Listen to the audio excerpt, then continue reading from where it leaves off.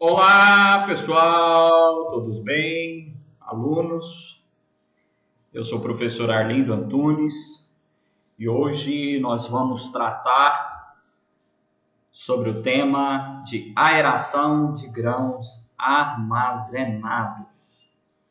Sou professor do curso de Engenharia Agrícola na Universidade Federal Rural da Amazônia e ministramos a disciplina de armazenamento de produtos agrícolas. Alguns livros que tratam sobre a parte de aeração de grãos armazenados. Eu trouxe para vocês aqui 3 livros como referencial metodológico aí de aeração de grãos armazenados. Primeiro, o livro do professor Irineu Lorini, de armazenagem de grãos. Segundo livro de secagem e armazenagem de produtos agrícolas, do professor Juarez Silva. Terceiro livro de automação de um sistema para aeração de grãos, do professor Arlindo Antunes, da UFRA. Como introdução básica, nós devemos ter o entendimento de que os produtos agrícolas, em sua maioria, eles são perecíveis e eles merecem um tratamento todo especial com base na possibilidade de prolongar o período de vida de prateleira do produto. E esse período de prateleira requer alguns cuidados básicos.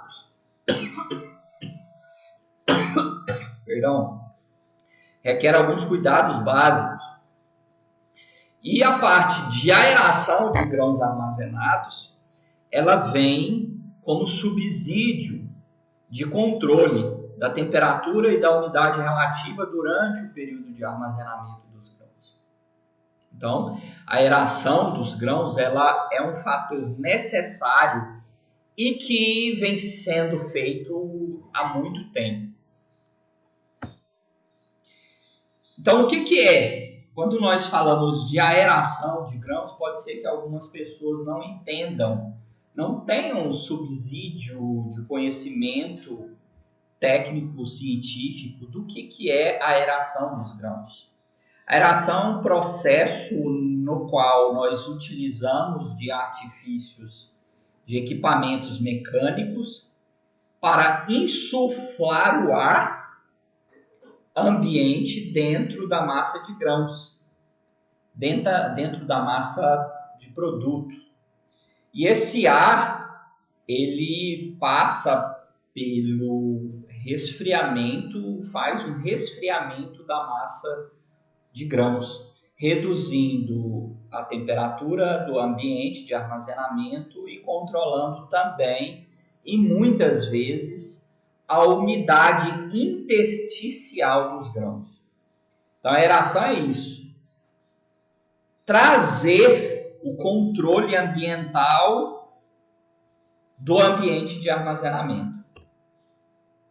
E quais são os objetivos dessa aeração? Existem alguns objetivos. Essa técnica ela já vem sendo empregada desde a década de 40. Observem que as regiões dos Estados Unidos e ali na Europa, eles já empregavam essa metodologia para controle da temperatura e umidade intersticial dos grãos. E ela possui como objetivo simples. Um deles eu já mencionei aqui. Controle de temperatura e umidade relativa durante o período de vida de armazenamento. Consequentemente, você também tem a possibilidade de controlar os odores da massa de grãos. Se você tem pontos da massa de grão que você já tenha perdas consideráveis, consequentemente, isso vai gerar odores na massa de grão. E aí, a aeração vem como metodologia de eliminar esses odores. Então, quais as vantagens? prescinde da reserva de células vazias para a realização da transilagem, ou seja, em muitos momentos, quando você tem altas temperaturas dentro da massa de grãos, você precisa fazer um processo de transilagem. O que é a transilagem? A movimentação do grão de um silo para o outro e fazendo com que esses grãos recebam ventilação durante o processo de transilagem. Aqui eu até coloquei algumas esteiras. O processo de transilagem usa esteiras, né, para fazer essa movimentação da massa de grãos.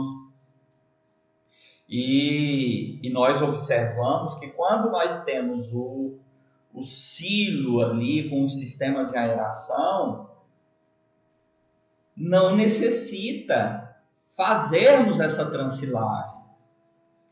Então, a aeração também, como outra vantagem, não apresenta as quebras e danos no tegumento dos grãos pela movimentação da massa.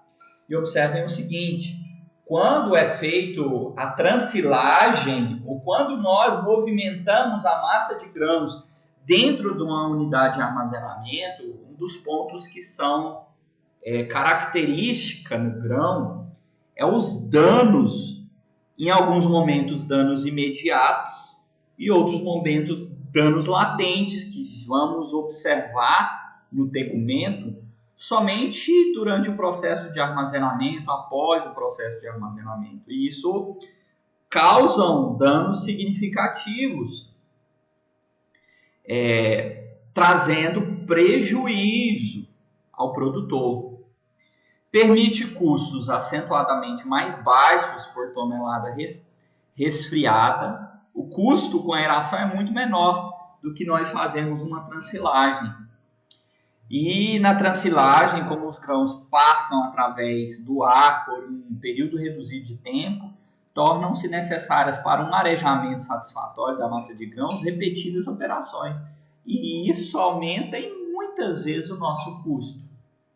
Então, a aeração vem para abraçar esse contexto de redução de custo, para abraçar o contexto de redução de danos mecânicos, e a aeração vem como um fator primordial no prolongamento da vida útil do nosso produto armazenado.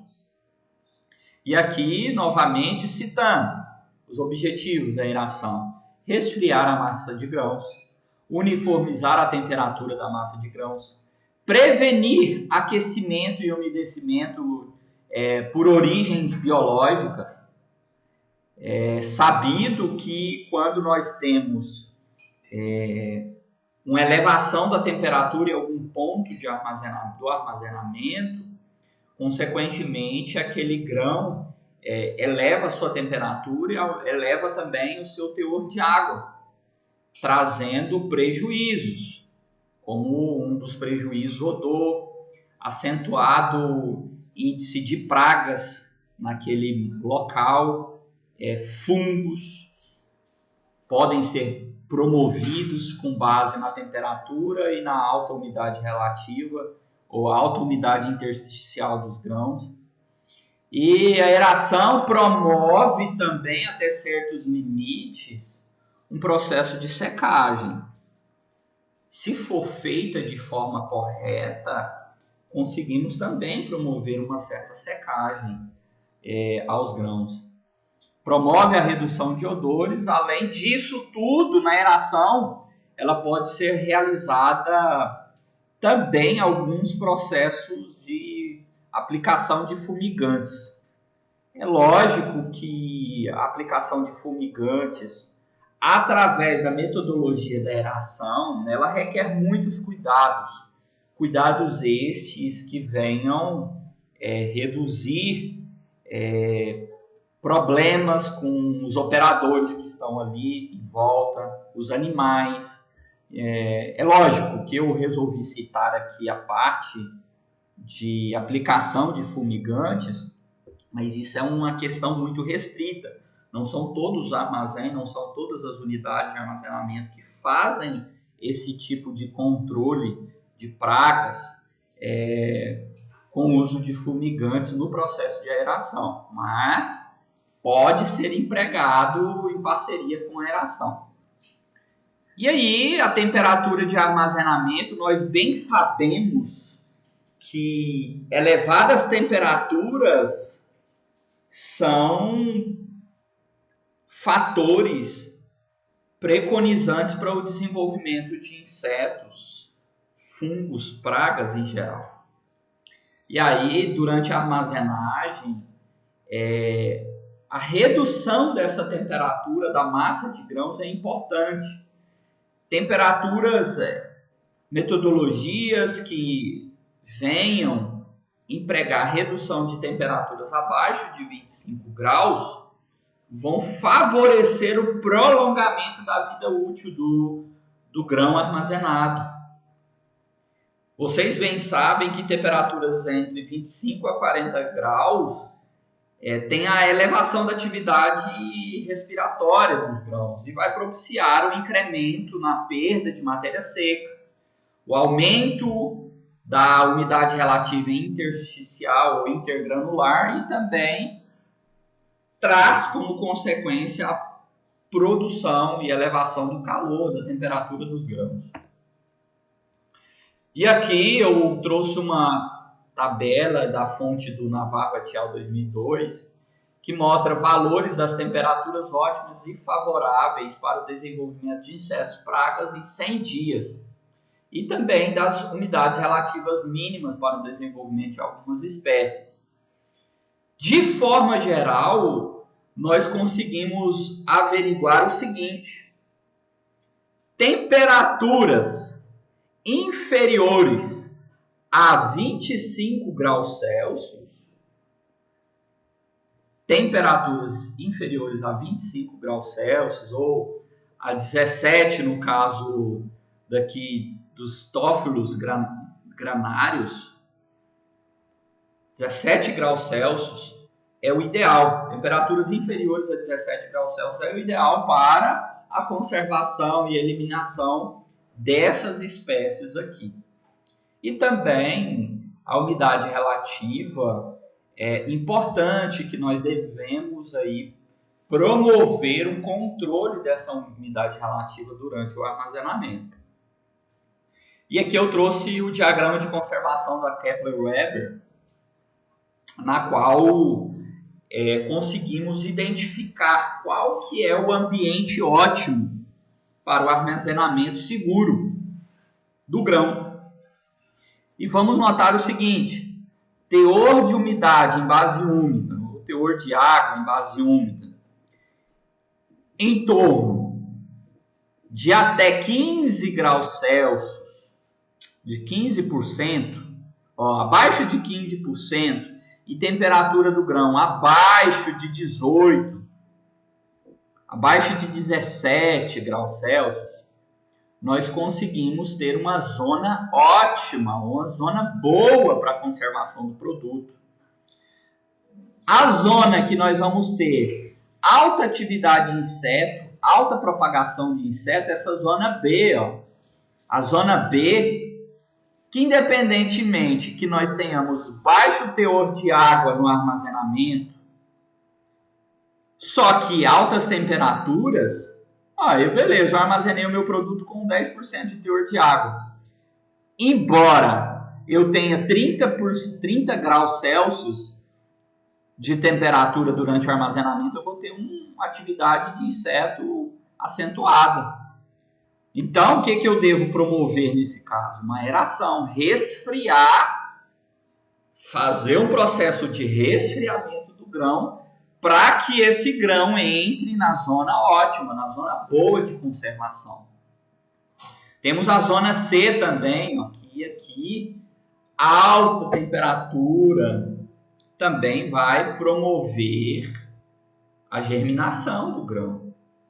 Temos que tomar cuidado com todas essas prerrogativas. Zona D aqui, acentuada quantidade de fungo, desenvolvimento de fungo. Quando nós temos o aumento do teor de água do produto e também uma zona específica de temperatura, consequentemente eu tenho um desenvolvimento elevado de fungos. Por isso que nós devemos executar a secagem para o armazenamento seguro, em torno de 10, 11, 12% de teor de água durante o armazenamento e baixa temperatura do ar, ou baixa temperatura do grão. E aqui temos que tomar cuidado. Por quê? Quando nós falamos em redução da temperatura durante o processo de aeração, que nós fazemos a redução da temperatura, observa o seguinte, o grão, antes aqui com algo em torno de 33,5 graus Celsius, e aí eu quero fazer o resfriamento da massa de grãos ali até 21 graus.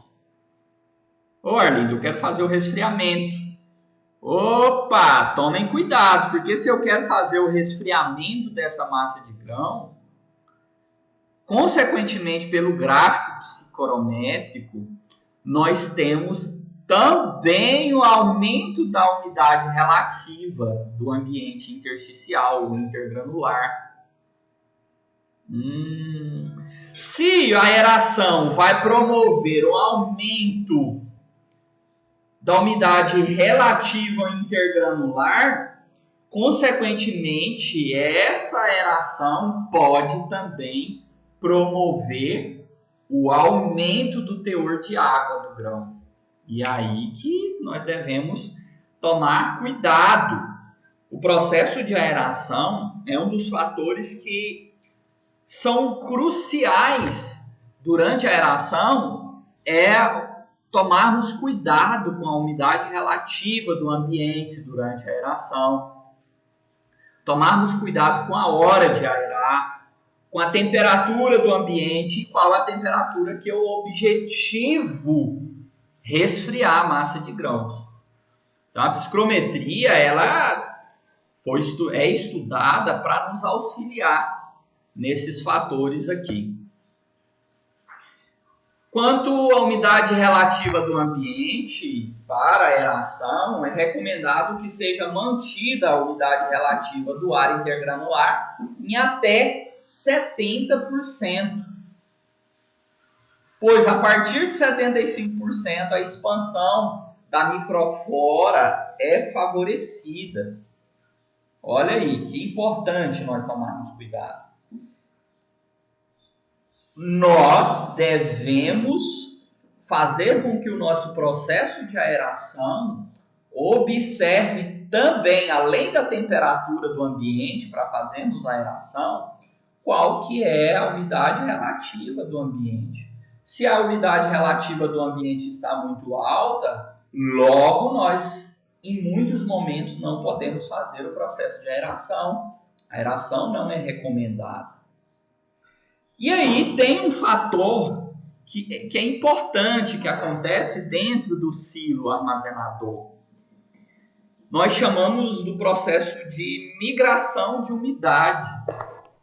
Essa migração de umidade ocorre por conta das diferenças de temperatura ambiental do ambiente externo e das temperaturas dentro da massa de grãos. Se nós queremos fazer com que dentro do silo graneleiro nós tenhamos uma temperatura baixa, é como se nós quiséssemos fazer com que dentro do silo graneleiro seja uma geladeira, baixa temperatura. E aí, se nós temos no ambiente externo alta temperatura, o ar quente, logo, o que vai acontecer? O ar quente ele é menos denso do que o ar frio. Vai gerar uma corrente de convecção dentro do silo armazenador. Essa corrente de convecção vai fazer com que o ar quente suba e o ar frio desça. E aí, lembram lá no gráfico psicrométrico? Se dentro do silo, eu vou até voltar posteriormente aqui no slide para mostrar isso para vocês. Se dentro do silo você tem em um ponto o ar quente e o ar frio descendo, vai acontecer uma zona de alta umidade. Essa zona de alta umidade vai fazer com que esses grãos condensam, vai haver condensação de umidade dentro do silo, na parte inferior, nesse caso. E esse fator ele tem que ser resolvido, porque se nós temos alta umidade do grão, consequentemente, vai favorecer a propagação de fungos. Olha só o que acontece aqui, voltando no gráfico psicrométrico. Se antes você tinha alta temperatura e você baixou, no gráfico psicrométrico, se você chegar até a última linha aqui, você vai ter 100% de umidade relativa. Ou seja, 100% de umidade relativa está ocasionando condensação. Dentro do silo armazenador, nós devemos tomar cuidado com essa migração de umidade, principalmente quando nós temos no ambiente externo alta temperatura e no ambiente interno do silo armazenador, o objetivo nosso é mantermos baixas temperaturas. E o que devemos fazer para reduzir esse problema? Se nós estamos vendo essa zona de alta umidade aqui na parte inferior do silo, aí nós entramos com um processo de aeração, fazendo com que nós venhamos tentar promover a redução dessa umidade e controle dessa temperatura em todo o ambiente armazenador. Olha o outro exemplo aqui, ambientes frios. Existe também essa possibilidade. O que vai acontecer em ambiente frio? Opa, o ambiente frio fora do silo armazenador.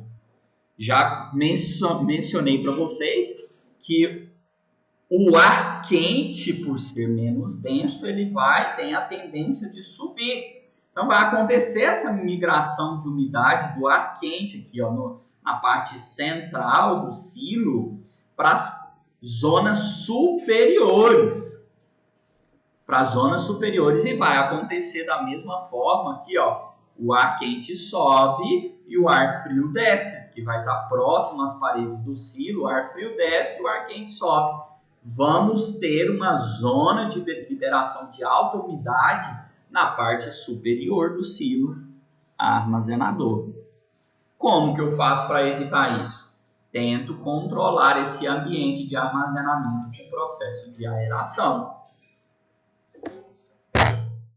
Os sistemas de aeração, nós temos as células do silo que armazenam a massa de grãos, os condutores perfurados, que têm por objetivo conduzir e distribuir o ar através da massa de grãos, os tubos de conexão que ligam os ventiladores aos condutores e o conjunto de ventilador-motor para insuflação ou sucção do ar. Já até mostrei alguns exemplos, algumas fotos no início da nossa apresentação, na qual o coração do processo de armazenamento é o ventilador. E esse ventilador ele pode ser centrífugo, um ventilador centrífugo, ou um ventilador axial.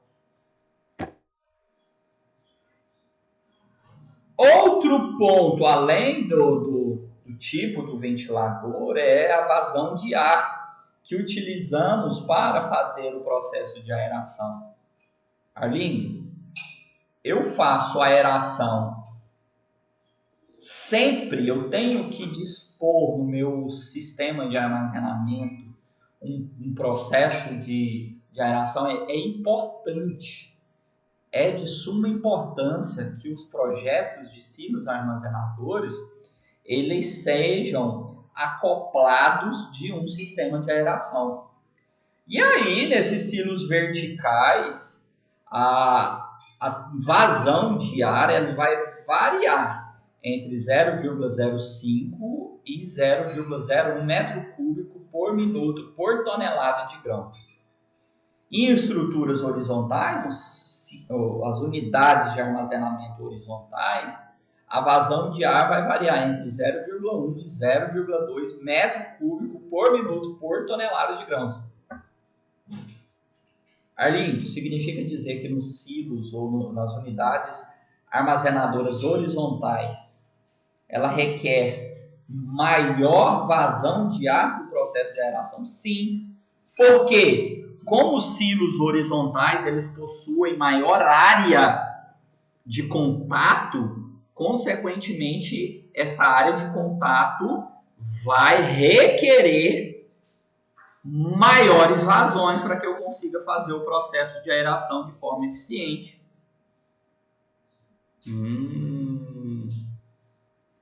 Entendi, então.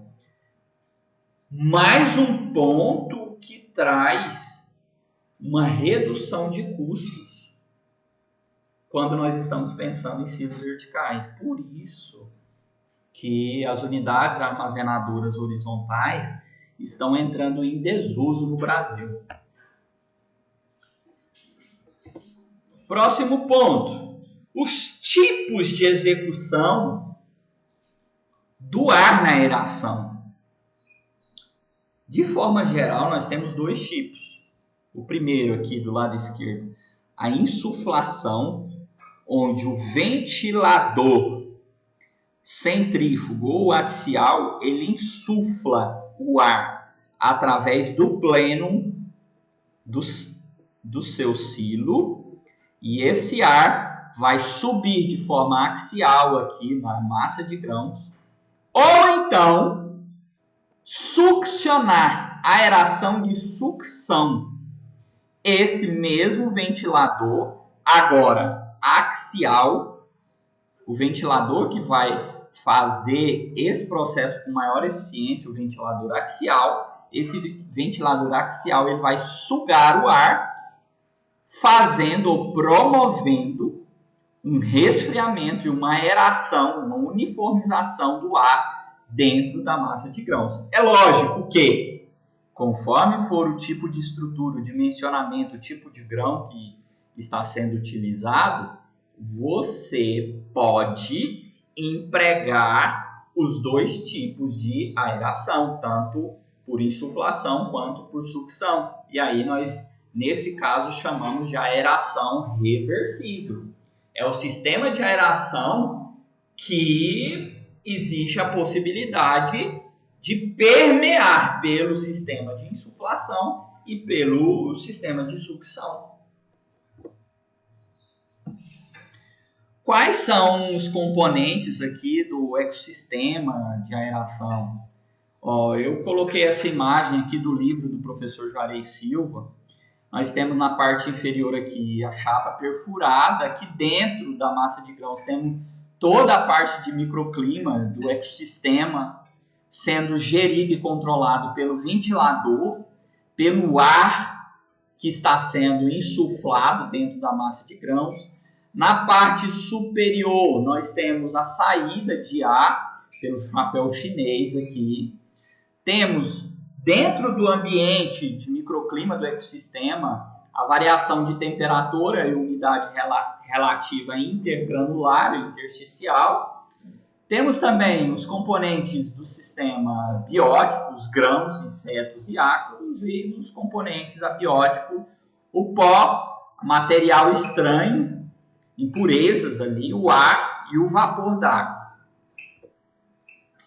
O componente do sistema de aeração, de forma geral, ele vai ter cabos termométricos ou sensores, vamos ter cabos termopares, vamos ter uma chapa perfurada na parte inferior do sistema que vai possibilitar a inserção desse ar de aeração de forma axial aqui, sensores de temperatura, ventilador, o chapéu chinês para exaustão do ar e troca de temperatura com o ambiente, dentre outros pontos que vão ser citados na aula de hoje.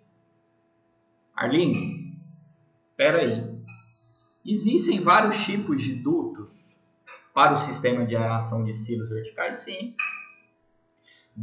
A depender do formato da sua unidade armazenadora, você também pode utilizar diversos tipos de duto para o ambiente de aeração.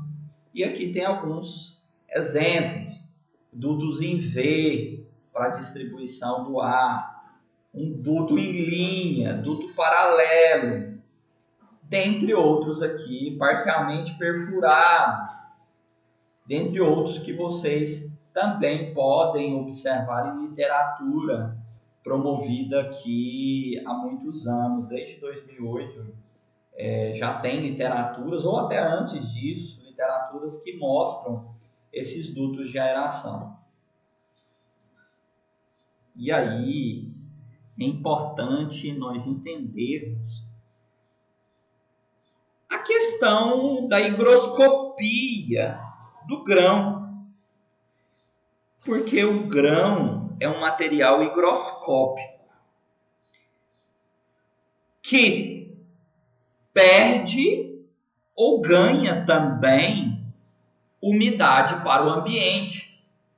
Só que vocês vão notar que a velocidade, a forma com que esse grão ganha ou perde umidade para o ambiente é diferente.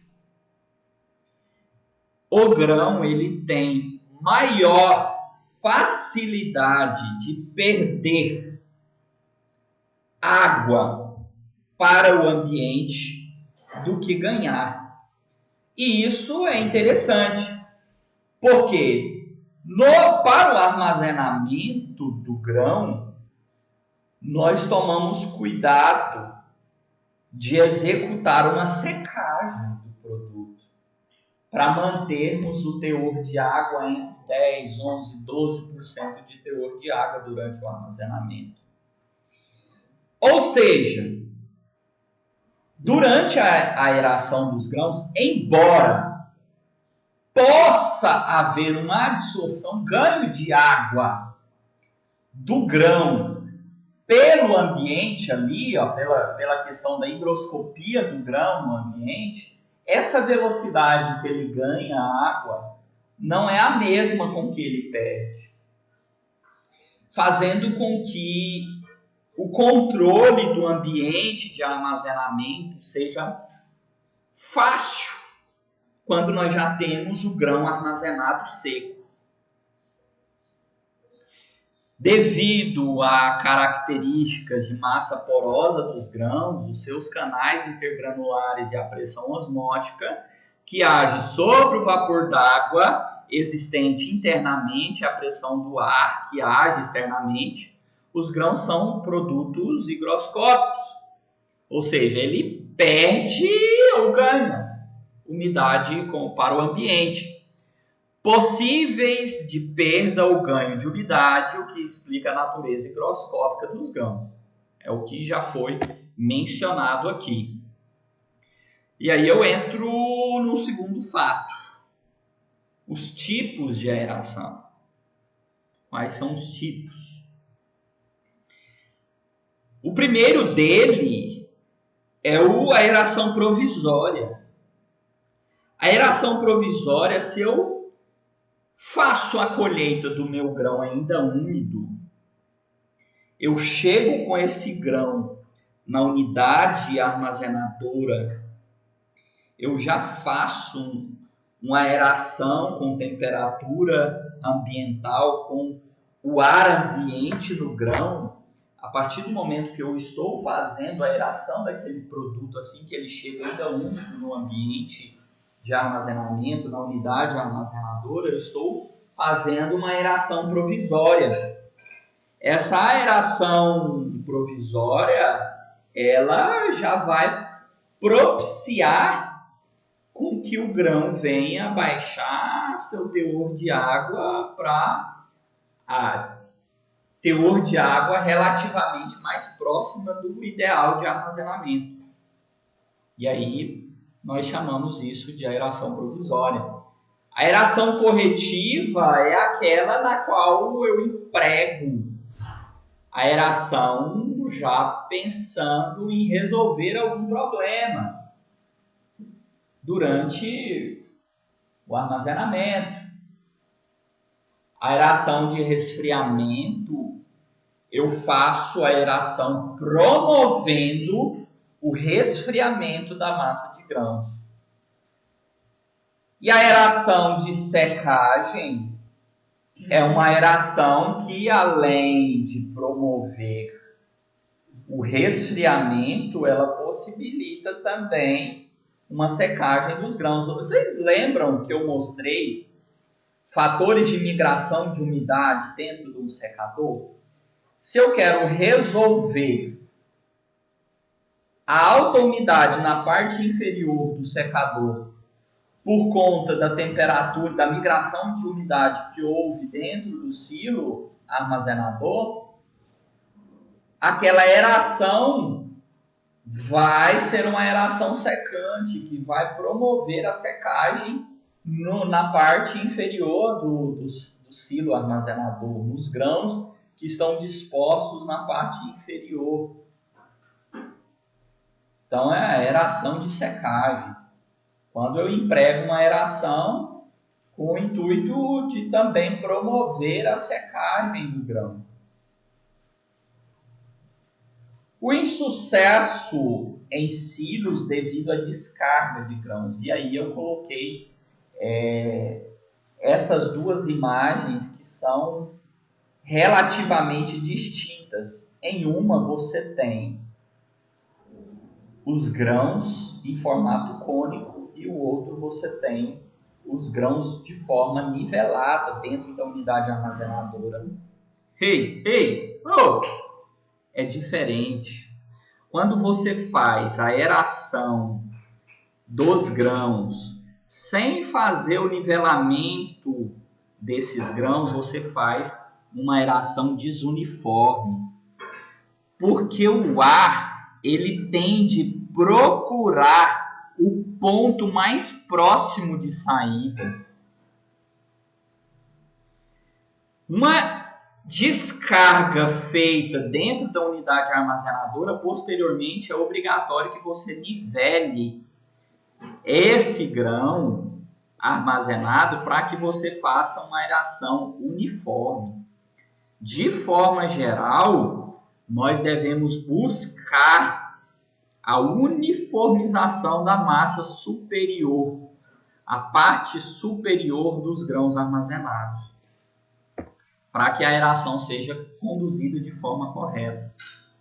Arlindo, você comentou sobre a termometria e o controle da aeração de grãos. Você comentou que temperatura e umidade relativa são importantes serem controlados. E aí eu mostro para vocês o seguinte.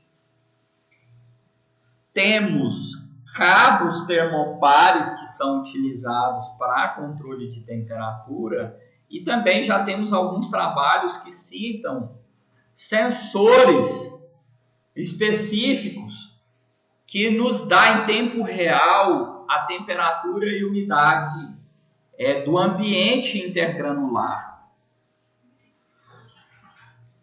Cabos termopares, sensores DHT11, sensores DHT22. A grande diferença do DHT11 para o DHT22, além de ser a sua sensibilidade, é também a sua precisão.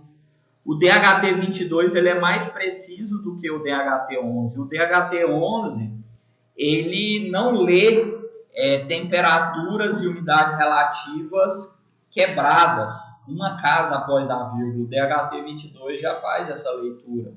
Ou seja, o DHT11 vai mostrar a temperatura de grau em grau. O DHT22 não, mostra a temperatura de 22,1 grau, 22,3 graus. Então a precisão do DHT22 é bem maior. Também temos autores, inclusive o Antunes, no seu livro lá de automação, ele cita o SHT-75, o SHT-71, que possui uma precisão ainda maior, de 3 casas após a vírgula. Então, o sistema de termometria tem como objetivo captar, transmitir, registrar as informações precisas a tempo real sobre as condições da massa de grãos armazenadas através da variação de temperatura e umidade relativa do ambiente, que vão preconizar e nos dizer o estado de conservação dos grãos. Se você instalou dentro do seu ambiente de armazenamento, em vários pontos, os sensores de temperatura e umidade relativa, consequentemente, você vai ter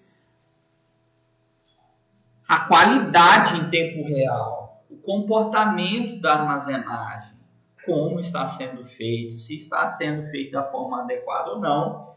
E aí esses sensores vão te possibilitar fazer o controle da aeração de forma automática, com o uso, é lógico, de computadores, de celulares, né? Todo um sistema que é desenhado e projetado para facilitar os nossos projetos.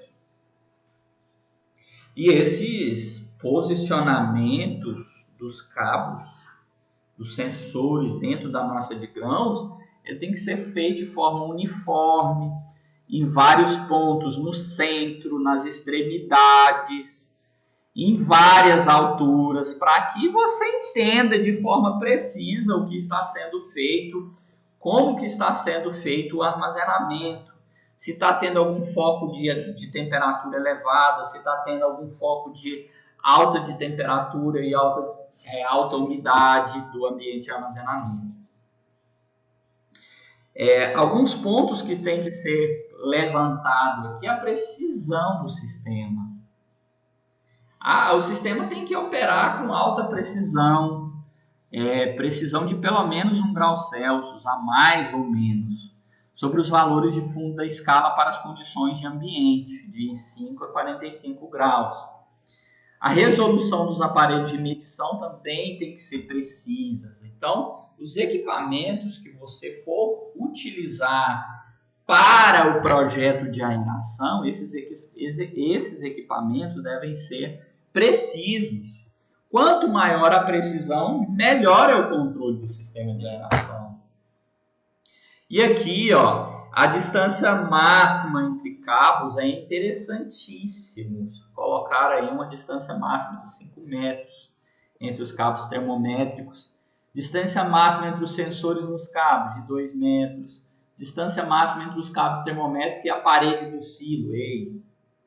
A parede do silo também tem que ser controlada ali. O grão, o que está acontecendo com os grãos que estão próximos ao silo? O que está havendo durante a aeração?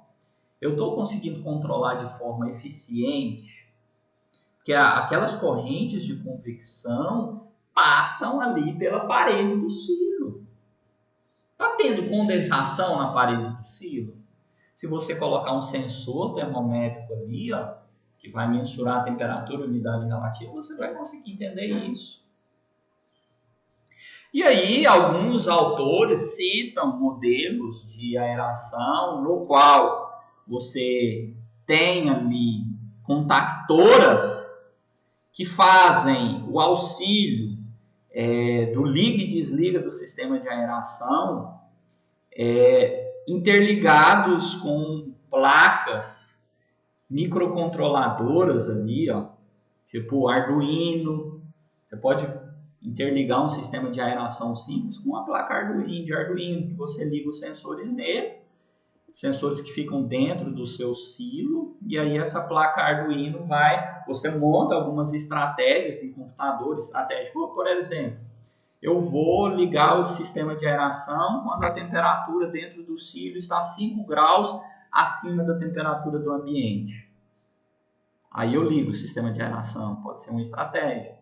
Outra estratégia pode ser uma aeração somente na parte noturna, de meia-noite até às 4 da manhã, ou de 1 hora da manhã até às 4 horas da manhã, pode ser outra estratégia. Você pode aliar uma estratégia de aeração de temperatura interna e externa e umidade relativa. Tudo isso são controlados por placas e, consequentemente, relés térmicos, relés do sistema que vai propiciar o liga e desliga do sistema e tudo mais.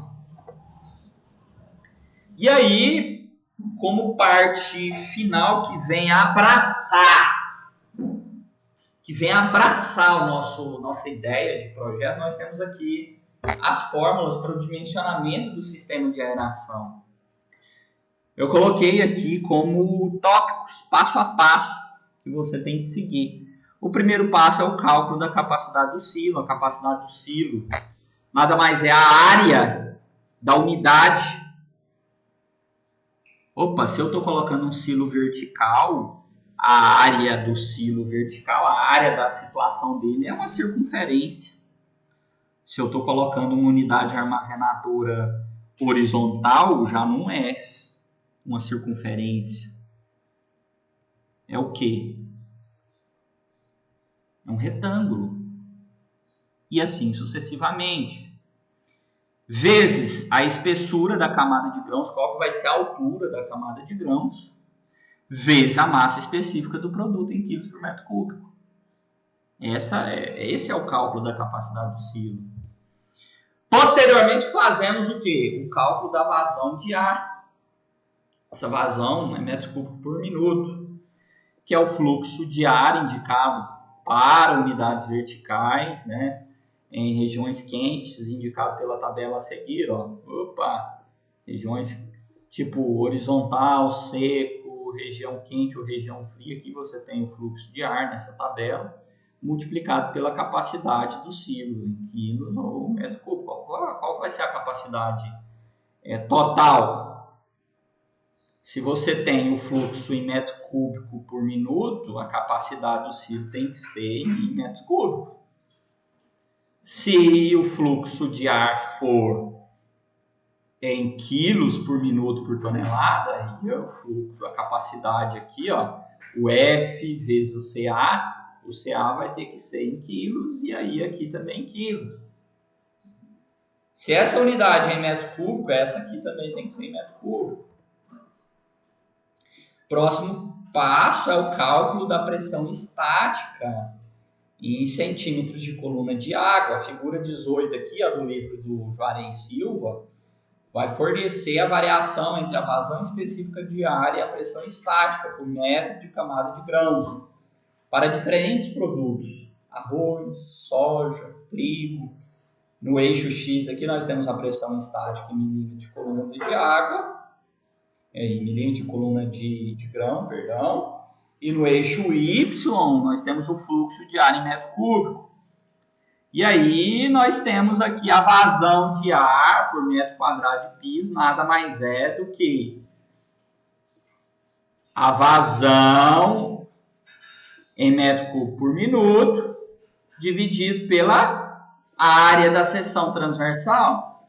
Se for uma unidade circular, essa vazão vai ter que dividir por πr ao quadrado, que é a área da seção circular. Ok? A pressão estática total, ela é obtida somando-se a pressão equivalente à altura total da camada de grãos, a perda de carga devido à tubulação, válvulas, registros, curvas, etc. É uma estimativa de 20% da resistência fornecida pelos grãos. Considera-se ainda um fator de compactação da massa de grãos igual a 60%. Ou seja, eu vou pegar a pressão estática total, é a pressão estática vezes a altura da camada de grão, em metros, mais a pressão estática vezes a altura da camada de grão, vezes o 0,20%, que é a estimativa da resistência aqui, ó, mais a pressão estática total vezes a altura vezes 0,6, que é a compactação, consideração da compactação. Finalizando tudo, eu tenho a pressão estática total. A potência necessária ao sistema em cavalo, nada mais é que a vazão de ar em metro cúbico por minuto vezes a pressão estática total em centímetro de coluna de água, dividido por 450, vezes a eficiência do sistema de ventilação. E é lógico que essa eficiência, quando você compra o ventilador, essa eficiência ela é dada, né? A potência necessária do sistema, quando você vai escolher, você tem a eficiência do sistema de ventilação.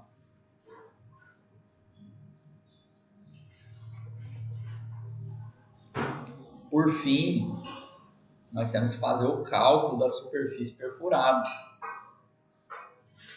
Nós tomamos como referência a velocidade do ar admissível na saída dos dutos para a massa de grãos. Lá nos dutos, já saindo para a massa de grãos. Normalmente, a gente considera a velocidade máxima do ar igual a 10 metros por minuto, o que implicará uma menor queda de pressão do sistema. Essa superfície perfurada nada mais é do que a relação da vazão de ar dividido pela velocidade do ar admissível na saída do duto, que foi comentado. Por fim, temos também o cálculo da seção transversal aqui do duto principal. Lá no duto principal, o cálculo da seção transversal dele, da área de seção transversal ali, é em função da máxima velocidade do ar admitida, a máxima velocidade do ar de maneira a reduzir a perda de carga do sistema é igual a 350 metros por minuto, mas esse valor aqui pode ser dado em caso de cálculos também. O sétimo passo é o cálculo da largura e altura do duto principal. Se vocês admitirem uma seção quadrada, você logo tem a largura igual à altura. Superfície quadrada, largura igual à altura. E aí, esse I pode ser a raiz da seção transversal do duto principal. O oitavo cálculo, nós temos o cálculo do comprimento dos dutos principais perfurados, dos dutos perfurados, que é dado como C aqui. Considerando que a altura do dutos com área perfurada será igual à altura H do duto principal, o comprimento do duto perfurado será igual à correlação da superfície perfurada dividida pela altura do duto. Nono passo, o espaçamento entre dutos. Tem essa tabela que pode auxiliar também nos espaçamentos entre dutos. Mas quando você tem um único duto, o L1 aqui, ó, você vai dividir, nada mais é que você joga no AutoCAD lá e coloca o duto na divisão, na metade do duto.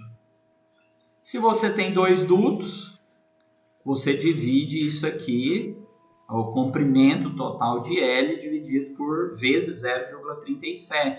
Aí você vai ter as distâncias entre dutos. Quando nós temos 3 dutos, multiplicamos o comprimento total vezes 0,168 e assim sucessivamente. Ou então você vem aqui, ó, qual que é a altura da camada de grão? Opa, eu tenho uma altura de camada de grãos de 3 metros. E uma largura total do silo de 10 metros. Opa, peraí, 3 metros, 10 metros, então eu vou ter 2 dutos. Se for 2 dutos, eu utilizo essa configuração aqui. O cálculo da largura dos dutos perfurados consiste que todos os dutos perfurados receberão a mesma quantidade de ar.